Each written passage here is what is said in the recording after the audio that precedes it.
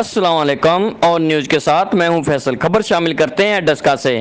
آج دوپہر جناب اسسٹنٹ کمشنر ڈسکا بلال بن عبدالحفیظ موٹر سائیکل پر ٹائیگر فورس ڈسکا کے صدر کے ہمراہ بازار میں گھومتے رہے اور لاک ڈاؤن کی خلاف ورزیوں کا جائزہ لینے کے بعد پولیس فورس عملہ بلدیہ اور محکمہ مال کے ہمراہ دکانوں کے شٹر ڈاؤن کر کے کاروبار کرنے والوں کے خلاف بھرپور کارروائی کی۔ آج کی کارروائی میں 18 افراد کو زیر حراست لیا گیا۔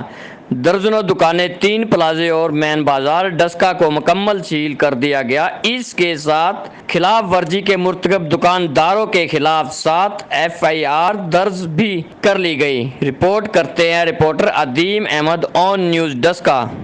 لائک کریں، کمنٹ کریں، شیئر کریں اور بیل آئیکن کو پریس کرنا مت بھولیں۔ دیکھتے رہیے آن نیوز۔